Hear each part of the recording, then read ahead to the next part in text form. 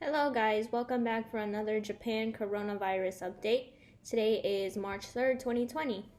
So right now we have about 300 people infected in this country.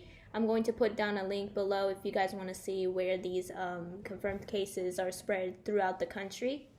It's a really good resource if you guys live in Japan.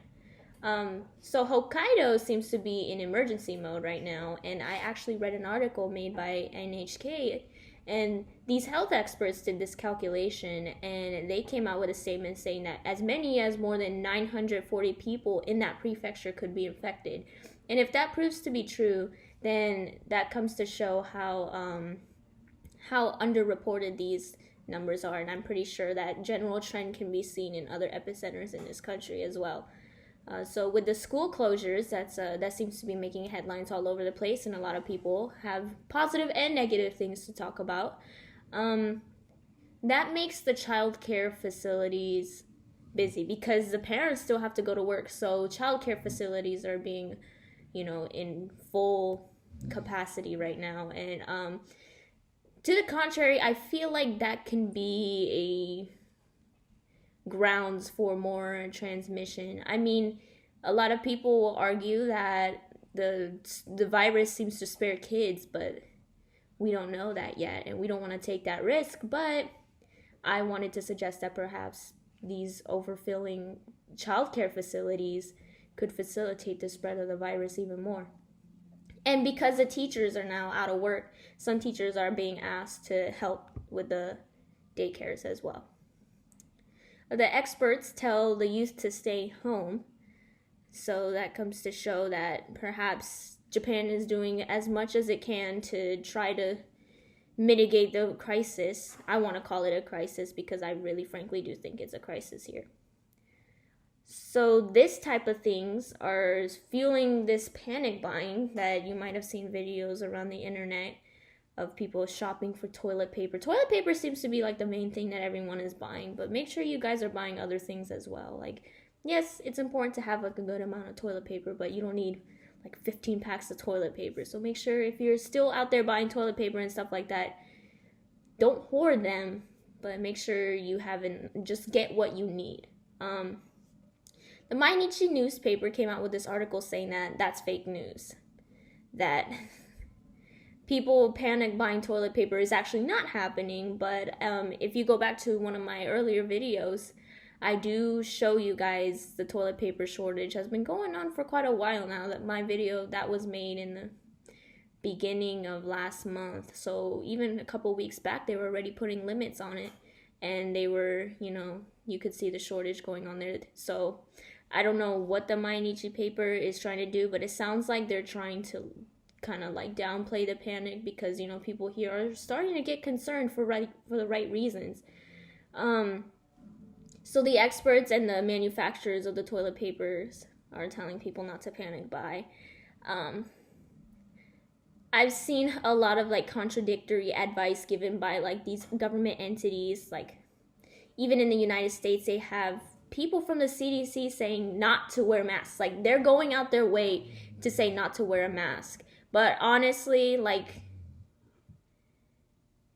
that doesn't make any sense, because wouldn't any mask help than not having a mask at all? It doesn't make any sense to me, and it just seems like they're very desperate to downplay the situation and try to keep people, calm and collective, which we should be, but you should also be alarmed of the situation and take necessary precaution.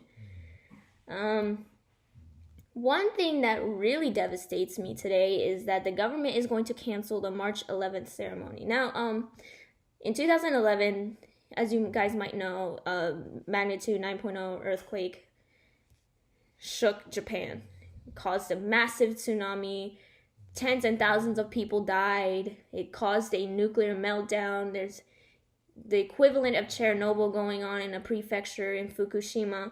It is a natural disaster. It was probably the biggest one that Japan has ever had. So for them to cancel something as important and sacred as that is very devastating to me. And I also used to live like 2 or 3 hours away from the epicenter of the earthquake, so I remember very vividly what was going on in that time of crisis. And it's just disappointing that the government has to go this far to cancel the March 11th ceremony. Obviously, it's a good idea because we don't want to spread the virus, but it's just devastating that we had to come as far as this when there was better precautions to take in the beginning, where we wouldn't probably have to do all this stuff. Sorry, that's my dog snoring. He's a snorer. Okay, so okay, so the elephant in the room is the Olympics. Now, the WHO has come out with a statement saying that it's too early to, decide whether it's going to go on or not. But the torch lighting ceremony has been held back. So that's been postponed as of now. That's kind of big. That kind of is going to, oh my God, if my dog could shut up, that'd be nice. But I'm not going to disturb him in his sleep. So you guys are just going to have to deal with it. But yeah, so the torch lighting ceremony has been held back. So that's kind of big in my opinion. And I think that's going to mirror even the Olympics in the future. But Japan said that they're going to go out and they're going to still prepare for the Olympics as if they're still happening. I think that they should really rethink this. And I think a lot of money will go to waste if you're going to prepare for the Olympics and it's not going to happen. And then some big things are also going on with major airplane companies like JAL and ANA canceling domestic flights within Japan. So that's kind of big. That's going to take a big toll on, just the airline industry in Japan, as they've already gotten hit as more countries are starting to ban people coming from Japan, and as you've seen, connecting flights within the US and Japan being postponed and canceled as well.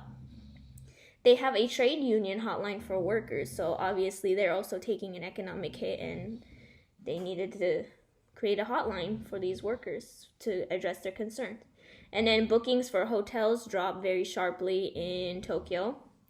I've actually seen a lot of discounted advertisements on my social media. These people are trying to, they were saying 50% off on this booking if you book today or something like that. So I can see that the Japanese economy in the tourist sector is very desperate to, rake in, even just a little bit of money. But obviously I'm not gonna go on a cruise ship, and I'm not gonna go fly to Tokyo today. I don't care how cheap it is. I'm just not gonna do that.